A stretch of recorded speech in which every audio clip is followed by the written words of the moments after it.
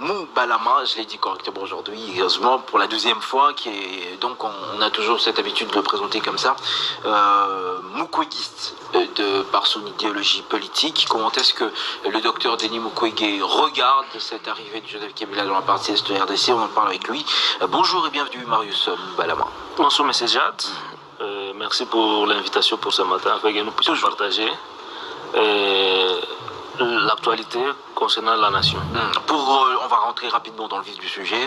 Pour le docteur Denis Mukwege, Joseph Kabila n'a pas condamné Paul Kagame, et ça veut dire qu'il est complice. Comme vous le savez, tous les rapports des Nations Unies indiquent aujourd'hui que l'agresseur de notre pays, c'est le Rwanda. Au-delà d'être agresseur, nous le considérons comme proxy téléguidé parce qu'il est utilisé pour les intérêts des impérialistes qui ont toujours eu vraiment besoin d'avoir accès sur nos minéraux de façon illégale. Ouais. Et dans l'adresse de Kabila, nulle part Kabila n'a fait allusion, n'est-ce pas, au Rwanda. Il n'a pas condamné l'agression rwandaise, la violation du territoire congolais et de l'intégrité, la souveraineté de notre pays par le Rwanda. Ouais. Il a critiqué la gouvernance de l'actuel président, Félix Tshisekedi, de son successeur, qui est du reste égal à sa manière dont lui il a géré le pays. Parce qu'aujourd'hui on peut considérer qu'il n'y a pas de différence entre la gouvernance de Kabila, que nous avions décrié, parce qu'on doit le savoir ici. Si Kabila est parti, ce n'est pas parce qu'il a voulu partir, mais parce qu'il a voulu être républicain, respecter la Constitution. C'est parce que la population, n'est-ce pas, a mis la pression au regard des habits et le fait de n'avoir pas rencontré, n'est-ce pas, les besoins de la population. Voilà pourquoi Kabila est parti. Et tout ce que nous avions vécu sous Kabila, c'est ce que nous sommes en train de vivre aujourd'hui. Comme qui dirait, la gestion de Kabila et la gestion de Tshisekedi sont pareilles. Et donc, Kabila peut aussi partager la gestion de Tshisekedi parce qu'il n'y a pas assez de différence entre les deux. Ok, je pense que sur ce sujet, Kabila, le regard justement du docteur Denis Mukwege sur l'ancien président, on a tout étayé. Il y a pas plus tard qu'hier, Martin Fayulu qui demande à ces trois personnalités, vous en avez cité deux, Kabila, Tshisekedi, et bien sûr ajouté le rebelle Corneille Nangaa autour de cette table-là. Vous, en tant qu'analyste politique, comment est-ce que vous regardez cette démarche de Martin Fayulu? C'est ce qui d'abord ce qui attire mon attention, n'est-ce pas? C'est la réaction spontanée, n'est-ce pas, de la présidente de la République. Aussitôt Martin Fayulu fait, n'est-ce pas, sa déclaration. Quelques temps après, c'est le tweet, n'est-ce pas, du porte-parole du président de la République, Tina Salama, qui accepte la main tendue de Fayulu. Cela cacherait quoi? Ouais. C'est que Fayulu a dit ce qu'il a décrit, c'est vrai. Mais s'il estime que la démarche qui reste singulier était bénéfique pour, n'est-ce pas? Vous allez quand même continuer, mais je ne comprends pas qu'est-ce que vous voulez bien. Vous parlez quand même d'un... Autrefois, sur ce plateau, vous avez prôné un dialogue intercongolais. Si Fayulu se montre favorable, c'est lui qui s'est replié alors qu'il était parmi les opposants autrefois qui ont fait bloc-notes pour dire non. S'il s'est replié, s'il y a quand même une réponse favorable du côté du président de la République, qu'est-ce que vous voyez de mal? Comment vous voulez encore interpréter ce fait qu'il rencontre pour discuter, parce qu'il montre quand même un intérêt favorable pour la patrie? Si vous m'aviez laissé l'état, peut-être j'allais rencontrer votre question. La démarche est singulière de Fayulu. S'il estimait que rencontrer le chef de l'État, lui, en tant que Martin Fayulu, serait une solution, n'est-ce pas, au conflit que nous avons à l'Est, il serait mieux de les rencontrer dans le cadre des consultations nationales. Là, il mène une démarche qui est singulière et qui s'apparente, n'est-ce pas, à un ralliement, n'est-ce pas, à l'union sacrée. Oui, parce qu'il faut le savoir que le chef de l'État, aujourd'hui, peine à faire adhérer la population congolaise à la démarche qu'il a menée au niveau de Washington. La population, presque dans son ensemble, n'est pas d'accord avec l'accord qui est en gestation entre la RDC et le Rwanda. Parce que pour le peuple, c'est se mettre en danger, n'est-ce pas, la souveraineté de notre pays. Se mettre en danger ou bien renforcer ce qui nous agresse. Vous avez fait un lobbying pour avoir ces attitudes. Vous avez comme rencontré certaines des populations pour affirmer que le peuple J'ai assisté à une réunion récemment ici des comités de crise de la société civile. La même question a été posée. Qui sont pour, n'est-ce pas, la démarche de Washington et qui sont contre cette démarche-là? La majorité des participants à cette réunion-là étaient contre la démarche. Parce que ça laisse à désirer, n'est-ce pas, qu'un pays, n'est-ce pas, donne ses ressources naturelles, sa richesse, ce qui constitue les sources de ses revenus à un autre pays en échange de la sécurité. Or, vous savez que la sécurisation des Congolais est l'apanage, n'est-ce pas, des FARDC qui reste dans le domaine de la souveraineté nationale. Qu'est-ce qui a été violé?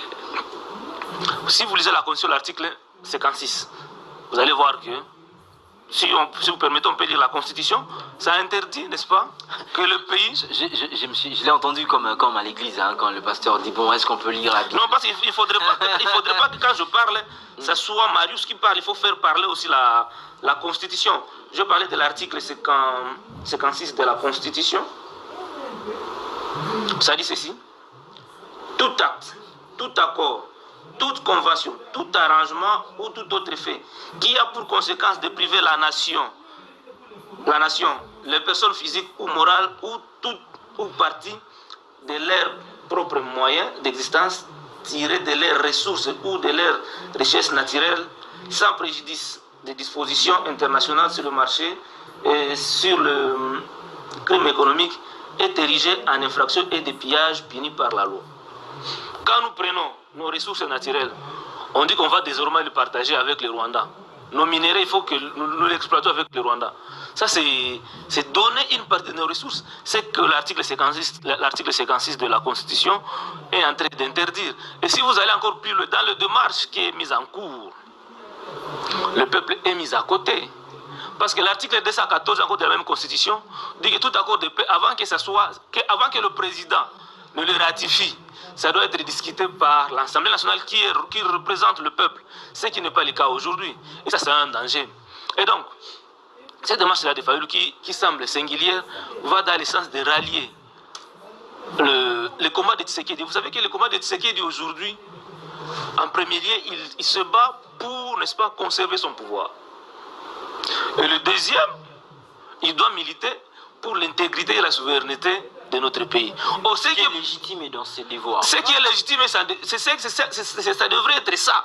Le combat qu'il doit d'abord porter, au-delà de vouloir conserver le pouvoir, il doit d'abord se battre, n'est-ce pas, pour l'intégrité et la souveraineté de notre pays.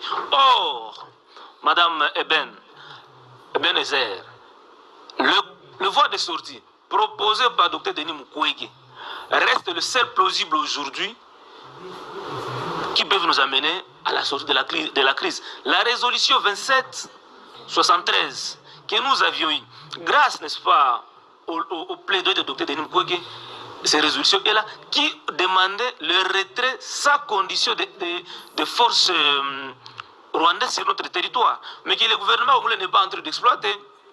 Ouais. Cette résolution est là. Au-delà de ça, Dr Denis Mukwege estime que pour résoudre les conflits que nous avons, il faut que nous puissions discuter ça dans une conférence internationale sur la paix au Congo.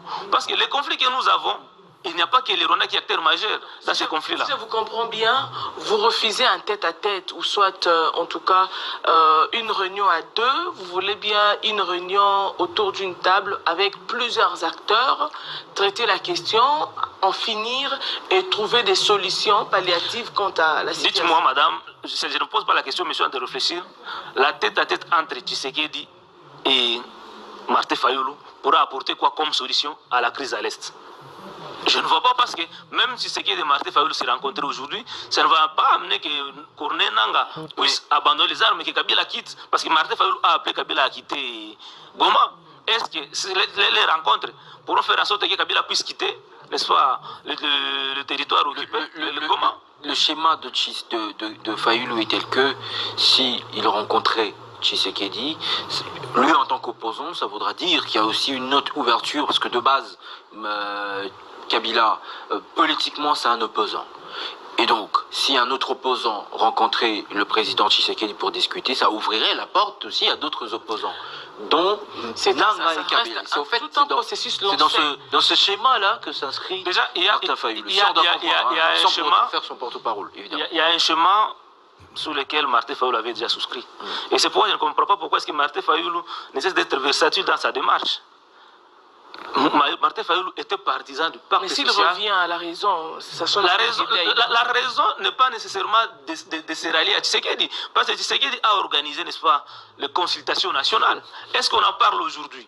Est-ce qu'aujourd'hui, cette consultation-là a donné quoi comme résultat? Est-ce qu'ils sont à mesure aujourd'hui de nous présenter un gouvernement de crise à travers les consultations qu'ils ont? Puisque vous insistez tant sur cette conférence nationale, et s'il arrivait qu'il y ait quand même des boycotts de ceux-là qui refusent La de conséquence participer, est vous que, reviendrez dire que non, le quorum n'a pas été atteint, qu'est-ce qui se passe? au moins nous, Mukwegiste, nous aurions donné une piste de solution. Et vous allez vous rappeler. Donc le Mukwegiste se cherche quand même un espace. Eux aussi pouvoir, cherchent se prononcer. où est-ce qu'on peut les introduire. Vous êtes Non, incompris, ce n'est vous pas ça. n'êtes Ce n'est pas ça. Écoutez, Dans notre On va démarche, finir dans 2 minutes. hein. Voilà. dans notre démarche, c'est pour que nous puissions avoir une paix durable. Vous savez que nous avions passé de négociation à négociation, des accords en accords, mais on n'a jamais trouvé le nœud du problème.